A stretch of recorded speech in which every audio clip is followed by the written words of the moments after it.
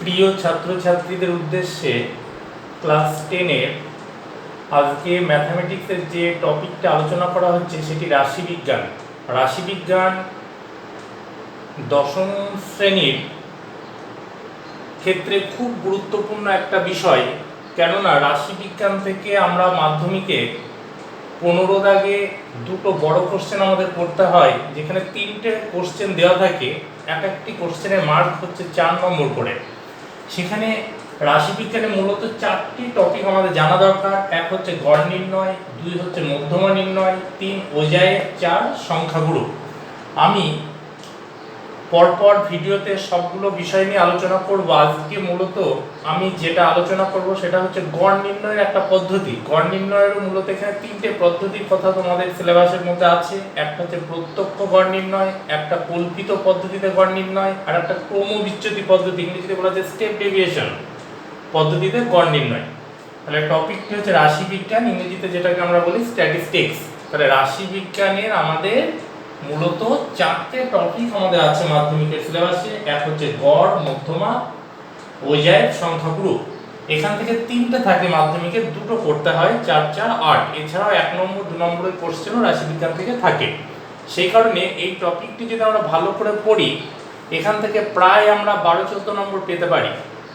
তা রাশিবিজ্ঞানের প্রথমেই রাশিবিজ্ঞান সম্পর্কে কিছুটা ধারণা আমরা ক্লাস 8-এই প্রথম শুরু হয়ে গেছিল আমাদের। সেক্ষেত্রে আমরা বিভিন্ন ট্যালি মার্কস, গড় এগুলো আমরা শিখেছি, বা একটা পরিসংখ্যা বিভাজন তালিকা এগুলো সম্পর্কে আমাদের ধারণা আছে। তা আমরা ক্লাস 10-এ ফার্স্ট যে সিম্বলটা সম্পর্কে জানবো সেটা হচ্ছে এই চিহ্নটা। এটা ইংরেজিতে বলা হচ্ছে সিগমা। এটা অ্যাকচুয়ালি সমষ্টিকরণ বোঝায়, মানে অনেকগুলোর সামকে আমরা সংক্ষেপে চিহ্নের সাহায্যে প্রকাশ করতে পারি। যেমন summation i = 1 to n xn, এটা কত সংক্ষিপ্ত রূপ, কিন্তু এটাকে যদি আমরা এক্সপ্যান্ড করি, ভেঙে দিই, তাহলে x1 + x2 + dot dot xn আকারে তৈরি হবে। তাহলে এই যে summation i = 1 to n xn, এটা এই কারণেই বলা হলো যে আমরা যে সূত্রগুলো এখানে লিখেছি প্রত্যেকটা সূত্রের মধ্যে সামেশন চিহ্নটি আছে, সেই কারণে সামেশনটাকে ইউজ করা হয়েছে। এই সামেশনগুলোতে যদি আমি এইগুলো লেখা হয়নি, i = 1 to n এগুলো থাকবে। আজকে আমি মূলত যেটা শিখবো সেটা হচ্ছে কল্পিত পদ্ধতিতে গড় নির্ণয়। আজকে একটা ভাগ আমি এখান থেকে বেছে নিচ্ছি যে গড় নির্ণয়ের একটা অঙ্ক আমি করে দেখাবো যে কিভাবে আমরা করি অঙ্কগুলো।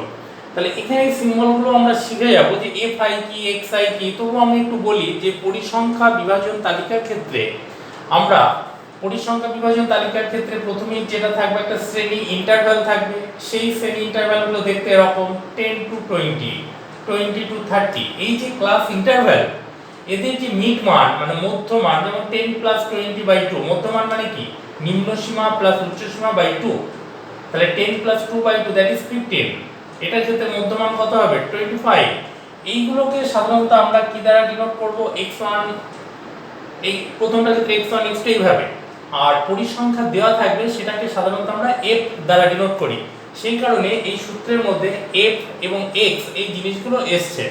তাছাড়া a নির্ণয় আমি শেখাবো একটা অঙ্কের সাহায্যে, বিষয়টি আমাদের পরিষ্কার হবে। তাহলে পরীক্ষায় মাধ্যমিকের কোশ্চেনে পরিষ্কার উল্লেখ করা থাকবে যে কোন পদ্ধতিতে গড় নির্ণয়। আজকে আমি যেটা শেখাচ্ছি সেটা হচ্ছে কল্পিত পদ্ধতিতে গড় নির্ণয়।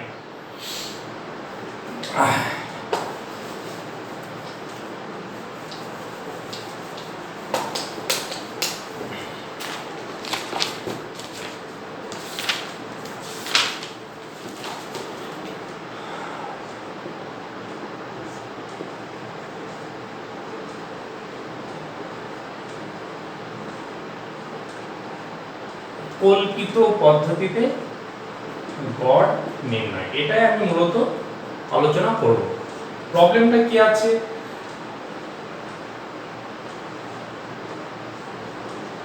শ্রেণী সীমানা দেওয়া আছে আর পরিসংখ্যা দেওয়া আছে। শ্রেণী সীমানাতে কি কি আছে, 10 থেকে 20, 20 থেকে 30, 30 to 40, 40 to 50, 50 to 60, 60 to 70। আর পরিসংখ্যাগুলো দেওয়া আছে 10, 16, 20, 30, 13 11। তাহলে আমি আগেই বলেছি যে কল্পিত পদ্ধতিতে গড় নির্ণয়, তাহলে কল্পিত পদ্ধতিতে গড় নির্ণয়ের সূত্রটা আমি কি শিখেছি, x বার সমান a plus summation fi di by summation fi। এই সূত্রটাকে কাজে লাগিয়ে আমরা গড়টা নির্ণয় করব। তাহলে এই ক্ষেত্রে আমার কিছু জিনিস আমাকে আগে বার করে নিতে হবে, যে পরিসংখ্যাটা দেওয়া আছে, তাহলে আমি এখানে শ্রেণী মধ্যকটা বার করব। শ্রেণী মধ্যক, শ্রেণী মধ্যকটা কি করে বার করা হবে, 10 প্লাস 20/2 আগেই শিখেছি 15, 30 প্লাস 20 50 দ্যাট ইজ 25, তারপরটা কত আসছে 35, আর কি আসছে 45, 50 plus 60/2 that is 55, 60 plus 70/2 that is 65। আমরা শ্রেণী মধ্যক পেয়ে গেলাম। এবারে আমি মূলত এ চুজ করাটা শেখাবো, কারণ সূত্রে এ এসছে। এটা কিভাবে চুজ করা হয়, আমরা যে পরিসংখ্যাগুলো পাবো সেই পরিসংখ্যাগুলোর মোটামুটি মিডিলটাকে, তাহলে মোটামুটি মিডিলটাকে মানে 1 2 3 4 5 6, তাহলে 6 এর মিডিল 20 হতে পারে 30 হতে পারে। তাহলে এই ক্ষেত্রে আমরা শ্রেণী মধ্যকের ক্ষেত্রে যে মিডিল মানটা কত 35 হতে পারে 45 হতে পারে, যে কোনো একটাকে আমরা চুজ করব। আমরা 35টাকে এ চুজ করব, 45 করলেও যা হবে 35 করলেও তাই হবে। যদি এটা বিজোড় থাকতো তাহলে অ্যাটলিস্ট 1ই পেতাম, যেহেতু এখানে যুগ্ম আছে 1 2 3 4 5 6, সেই কারণে আমি প্রথম 35টাকে এ চুজ করলাম। এইবার আমাকে কি বার করতে হবে, ডি, কারণ সূত্রের মধ্যে ডিআই আছে।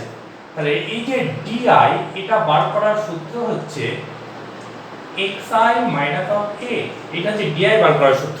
তাহলে প্রথম ক্ষেত্রে মান হবে কি x1 মাইনাস a, x1 মানে কত, x1 মানে শ্রেণী মধ্যকের যে মানগুলো সেগুলোকে আমরা বলবো x1 x2, তাহলে 15, আর এখানে আছে কত 35, তাহলে 15 minus 35 that is minus of 20। Next কি হবে 35 মাইনাস 25 মাইনাস 10, আর সেম দ্যাট ইজ 0।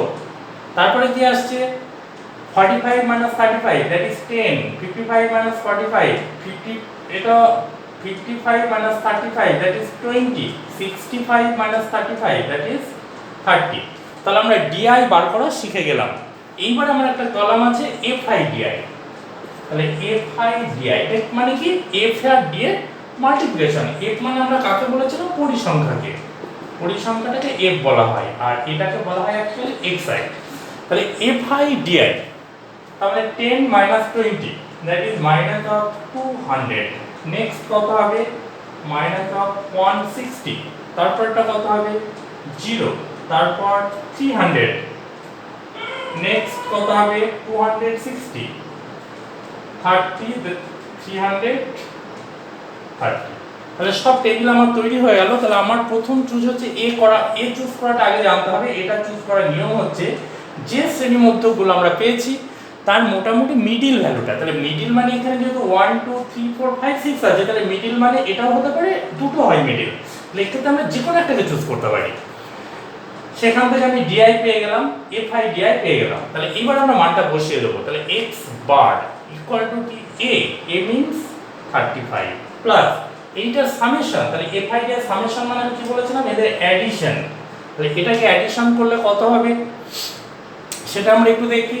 300 600 890, তাহলে ওখানে হচ্ছে 890 থেকে বাদ যাচ্ছে 360, দ্যাট ইজ 530 পেয়ে গেলাম এটা। তাহলে summation of FI DI equal to হচ্ছে 530। আর কি দরকার আমার, সামেশন এফআই দ্যাট ইজ পরিসংখ্যাগুলোর সাম, এটাকে বলা হচ্ছে সামেশন এফআই।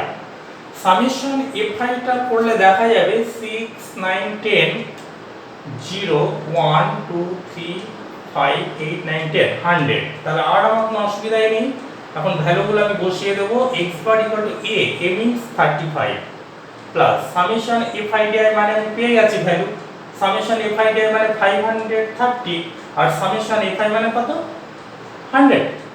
তাহলে এখান থেকে যদি আমরা সিম্পলিফাই করি তাহলে কত পাবো, সিম্পলিফাই করলে পাবো 35 প্লাস 53/10 তার মানে পাবো 35 প্লাস 5.3 দ্যাট ইজ 40.3। এটাই হচ্ছে অ্যান্সার। তাহলে এইভাবে আমরা কল্পিত পদ্ধতিতে গড় নির্ণয় করতে পারবো। আজকের ভিডিওতে আমি মেইনলি কল্পিত পদ্ধতিতে গড় নির্ণয়টা শেখালাম। নেক্সট ভিডিওতে আমি গড়ের আরও একটা পদ্ধতি শেখাবো, তারপরে আমরা চলে যাব মধ্যমা। পরপর আমি ক্লাসগুলো দেব। তোমরা তাহলে বই থেকে কল্পিত পদ্ধতিতে গড় নির্ণয় করবে, হোমওয়ার্ক লিখে রাখো। দেখো দেওয়া আছে কল্পিত পদ্ধতিতে গড় নির্ণয়।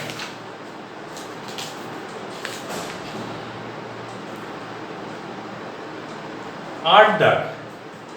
কোষে দেখি 26.1, কোষে দেখি 26.1। এখানের 8 দাগে পরিষ্কার লেখা আছে যে কল্পিত পদ্ধতিতে গড় নির্ণয়, কল্পিত গড়।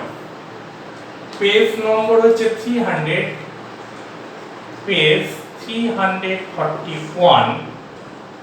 8 দাগ। তোমরা হোমওয়ার্কগুলো করবে। যে অঙ্ক দুটো আছে এখানে একটা শেখাও যাও, 10টা শিখলেও কোনো অসুবিধা নেই, একই সিস্টেম। আমি আজকে মেনলি শেখালাম কল্পিত পদ্ধতিতে গড় নির্ণয়। 8 দাগের অঙ্কগুলো করে তোমরা গ্রুপে দিয়ে দেবে, আমি চেক করে দেবো। রাখছি।